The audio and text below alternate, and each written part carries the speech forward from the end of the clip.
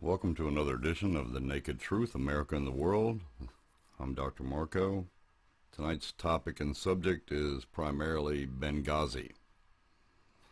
So 2 years of investigation and probing into this situation that happened there, and the results are fairly clear with one or two exceptions. One thing, primarily, that it has absolutely proven beyond any doubt whatsoever is that the president and Clinton, that administration, lied. Point blank, out and out, lied to the entire country. They lied to the face of every American here. This is point blank. There's no ambiguity in this. The timelines, statements, everything prove for a fact that they lied to the entire country. Also shows that in their meetings, initial meetings of this, it shows that they knew about that this was a terrorist attack, had nothing to do with this YouTube video. That wasn't the cause whatsoever. Had nothing to do with it at all. But they used it as a measure to protect their position politically, because it was at the very time that the presidential re-election bid was going on. They were going to make their own narrative to do something to deflect from what really took place. One of the biggest things that bothers me about this is that she still has the same stance. Hillary Clinton does. It is still the same stance, and she has stated, and I watched her, her broadcast on which she was discussing this and trying to say it was over and time to move on. Must be nice. One theme throughout her entire career has always been very evident, in that there is no accountability. She has no accountability for anything that she does or does not do. As Secretary of State, it was her responsibility. Not the top responsibility, of course, that belongs to the president. But it was her responsibility as the State Department. This was her department. And she failed it miserably. She failed it at the cost and the expense of American lives. Not to mention the life of a United States ambassador who only wanted to do his job. They never sent anyone. Nothing, absolutely nothing, and no one was sent at all to help them. They were there alone. The men that stood up there and saved the rest of the lives that were still there in the CIA annex, they did that on their own, with no help from anyone. They are some of the bravest heroes in all of American history, as much as the men putting up the flag at Iwo Jima. Maybe even more so. At the very least, just as much. They haven't really received credit for that per se. They've lost their positions, lost their work, and have to live with what they went through pretty much on their own. Hillary Clinton has demonstrated she has no remorse whatsoever. None over this in any way, shape, or form. That's part of her personality flaw. Someone with a personality like that, standing there, meetings, half of their meeting, basically discussing how to spin this politically to us, the American people. As far as I'm concerned, this is the same thing pretty much as dereliction of duty, a failure to act. If this was a military person who had done this, they'd been court-martialed, thrown out, possibly imprisoned. She walks away without a scratch. Even now that they've proven this, beyond any doubt whatsoever, this was a spin, a lie, some are going to view this as acceptable. That it's okay for some reason, somehow, which is beyond me in any capacity to understand it. Even after the main fighting was over, and even after they finally got to the airport, still no one came to even evacuate them. Not one single American plane came in any way, shape, or form. 5 hours they were waiting at the airport. No one knew whether they were still under attack or being held hostage or anything at that point. So basically, who did what to get them out? They flew out on a Libyan airline, if I remember that correctly. Another question that comes into my mind that I've heard no one ask, because the ambassador was only there for like 2 days. He was there for a couple of days and this attack occurred. Now, did the terrorists who carried out this assault, did they know? Did they have inside information to the fact that he was there with almost no security? Because it sure seems that way. That may not be the case. But I don't believe in coincidence either. Never have. Seems like they had far too much information to do what they did and how they did it. So whether this was inside information or not, no one's really looked at it from that aspect. I've been waiting for that question to come up in some kind of answer and response in the investigation, but apparently that was missed. Or at least it seems so. This is also a person who is under an FBI investigation. Again, opening up more possibilities of more threats to our country and our citizenry.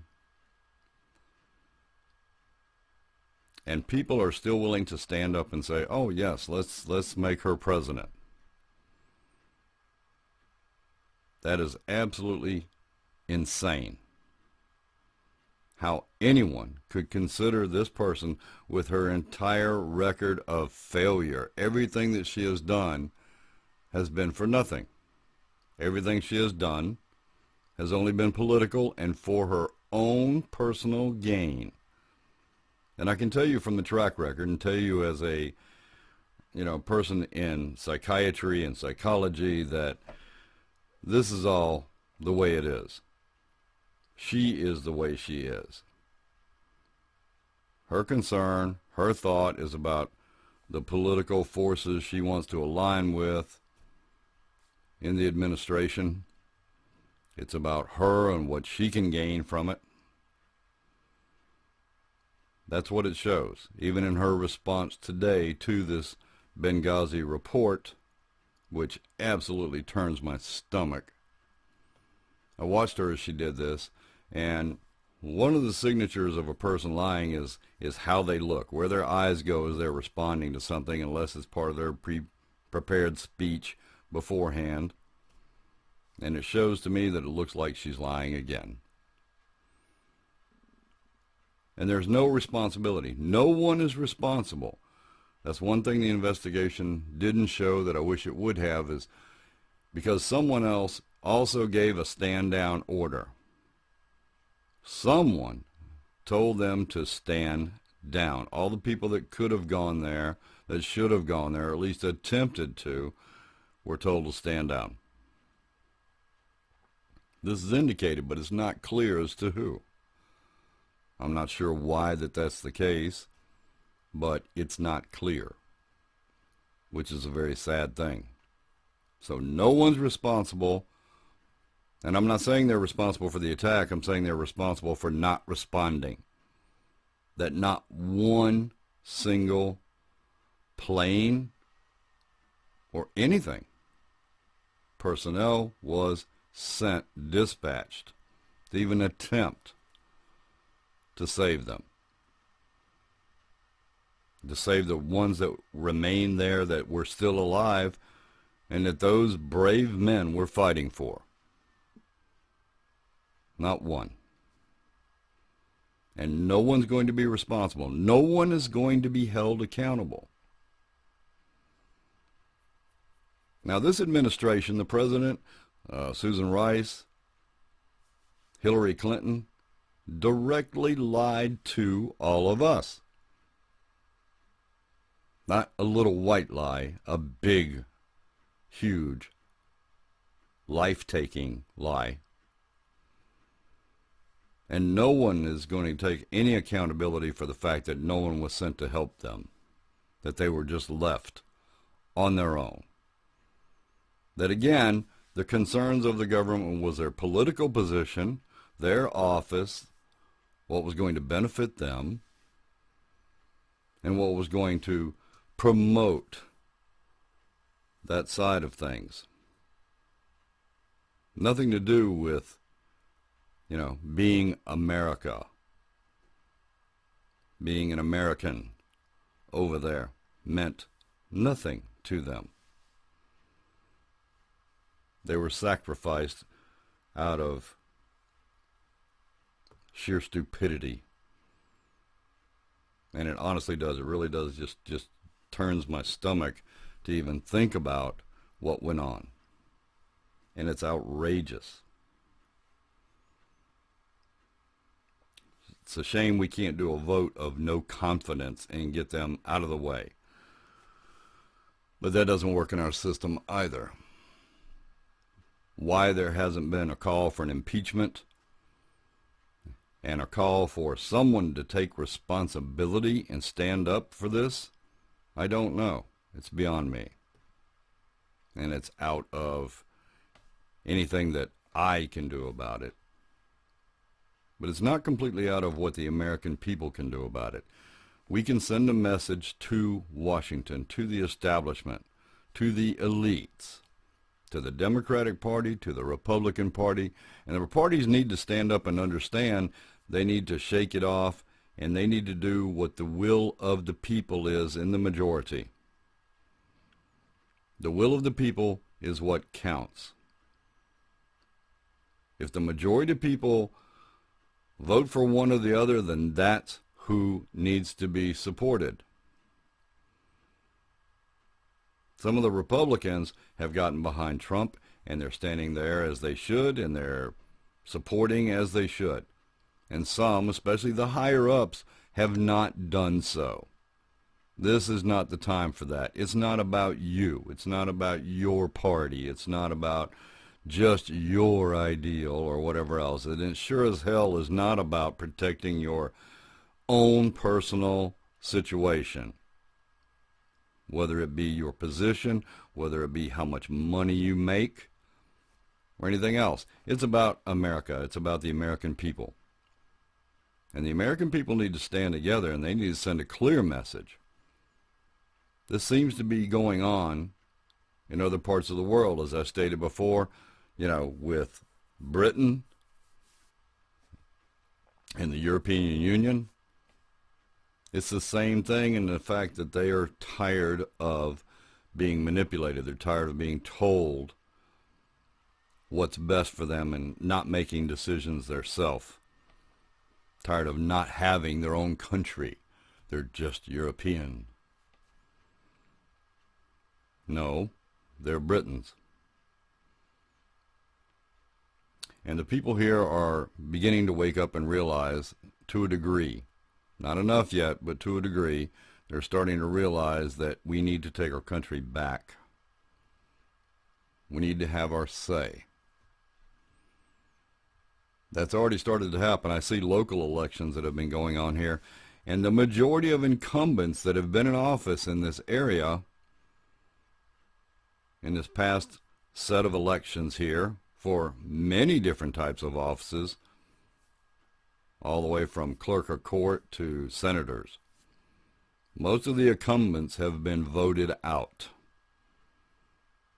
And if the person running against them is not a politician of sort, then they are getting more of the votes. They are starting to send a message. We are starting to send a message. And that is what needs to be done. We need it now more than we ever have pretty much in our entire history. This has gone beyond any kind of reason. You know, Nixon was impeached and forced to leave office because of Watergate. He lied about it, was part of that.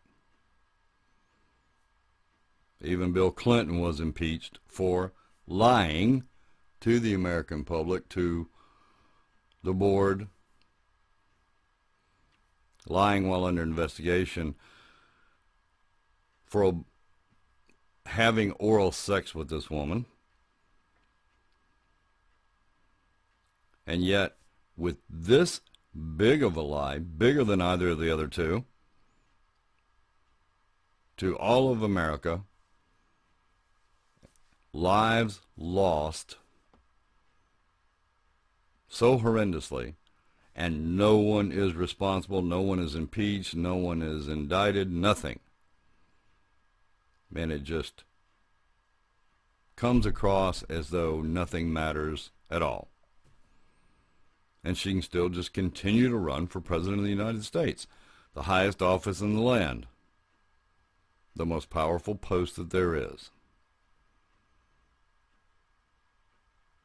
This is insanity. And it's disgusting. It is honestly disgusting. And it is time for the people to turn around and send their message to the politicians, to the government, to say, you're not doing what is in our best interest. You have lied and lied and lied for your own political gain, your own monetary gain, controlling our lives in ways that we don't want you to control our lives, and we need to take it back. And we need leadership that has the tenacity, that has the courage to stand up and fight for us. That's what that person is supposed to do in that office. Fighting for us, doing what is in our best interest as America, as Americans. That's not been done. We don't need globalization right now. We need to strengthen America again. It is more than time. And I hope and I pray to God that things will turn around and go as they should, and for the people to come together and say enough is enough and take our country back. I hope that that will be the case. Time will only tell. But if anyone has any better sense, if anyone really truly wants a better life financially, safety, those issues that concern us most, our country overall, down to each and every individual person here. There's a direction to go at this point, and for this presidential election, I think we have to give Trump serious consideration. And you have to remember, too, that not everything is going to be done just as Trump says. We still have a House. We still have a Senate. We still have a process of things. And in that process, he's going to have with him some of the smartest people around, some of the brightest people in the country. He will listen to the military people. And what his interest is in this is for the best country we can have. Because frankly, I think it frightens him as much as it does me. And I think he wants it to go in the better direction. He may not always say everything in the best way. As I said before in one of my previous broadcasts, there's no such thing as perfect. There's no one that's perfect. We're all doing the best that we can. He will do, I think, the best that he can, but I think he will do it on the advice of experts that surround him and weigh out what will work best. He's right on many issues, as long as he sticks to it and he doesn't lie about it. But there is no bigger lie, there is no bigger tragedy than what took place in Benghazi, and the fact that we did nothing to try to save them. We didn't even try to evacuate them.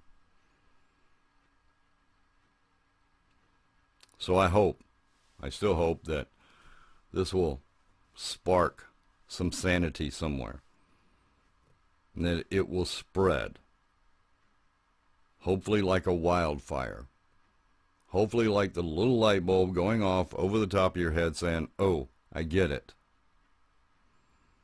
And in that moment, I hope we do the right thing. I wish the best for everyone, and I hope that things will be better for us all very soon. Good day.